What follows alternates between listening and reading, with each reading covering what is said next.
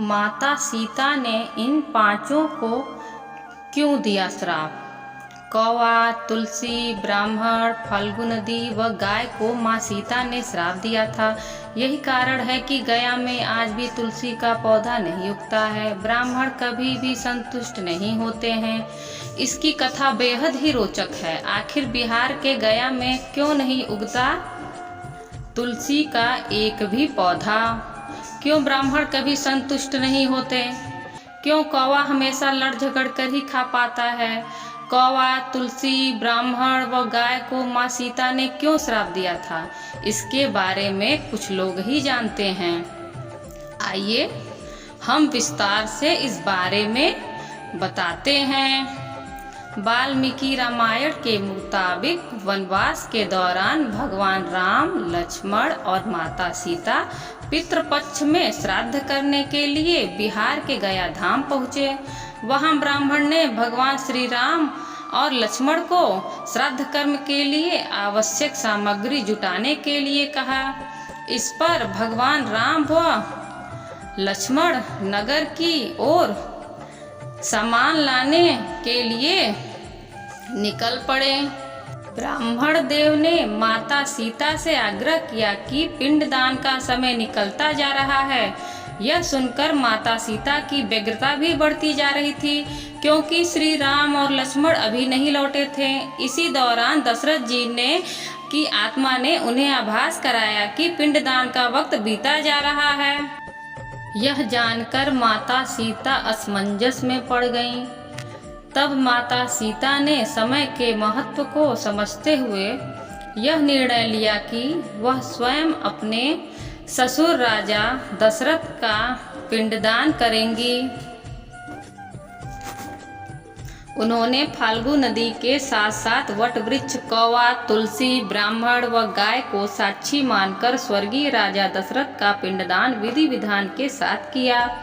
इस क्रिया के उपरांत जैसे ही उन्होंने हाथ जोड़कर प्रार्थना की तो राजा दशरथ ने माता सीता का पिंडदान स्वीकार कर लिया।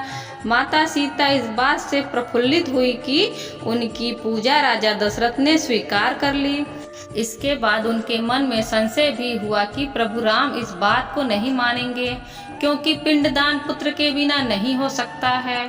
थोड़ी देर बाद भगवान राम और लक्ष्मण सामग्री लेकर आए और पिंडदान के विषय में पूछा। तब माता सीता ने कहा कि समय निकल जाने कारण उन्होंने स्वयं पिंडदान कर दिया। भगवान राम ने जब इन सब से पिंडदान किए जाने की बात सच है या नहीं पूछा, तब फाल्गु नदी, गाय, कौवा, तुलसी और ब्राह्मण पांचों ने प्रभु राम का क्रोध देखकर झूठ बोल दिया कि माता सीता ने कोई पिंडदान नहीं किया है।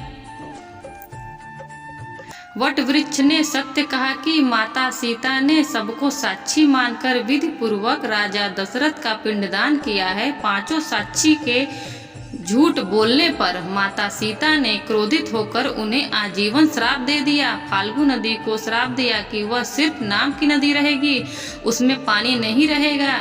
इसी कारण फाल्गु नदी आज भी गया में सूखी है। गाय को श्राप दिया कि गाय पूजनीय होकर भी सिर्फ उसके पिछले हिस्से की पूजा की जाएगी और गाय को खाने के लिए दर बदर भटकना पड़ेगा।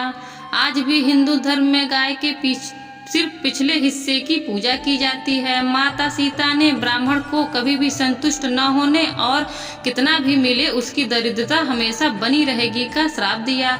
इसी कारण ब्राह्मण भी दान दक्षिणा के बाद भी संतुष्ट नहीं होते हैं। माता सीता ने तुलसी को श्राप दिया कि वह कभी भी गया की मिट्टी में नहीं उगेंगी। यह आज तक सत्य है कि गया की मिट्टी में तुलसी नहीं फलती। और कौवा को हमेशा लड़ झगड़ कर खाने का श्राप दिया था। कौवा आज भी खाना अकेले नहीं खाता है।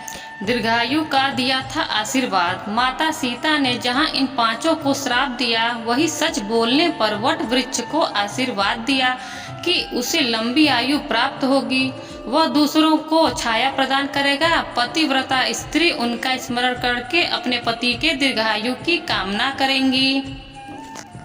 दोस्तों, ये थी हमारी आज की कहानी। उम्मीद करते हैं कि कहानी आपको पसंद आई होगी। यदि वीडियो आपको पसंद आई हो तो उसे लाइक कीजिए और हमारे चैनल को सब्सक्राइब करिए ताकि आगे आने वाली वीडियो आपको तुरंत ही मिल सके। धन्यवाद।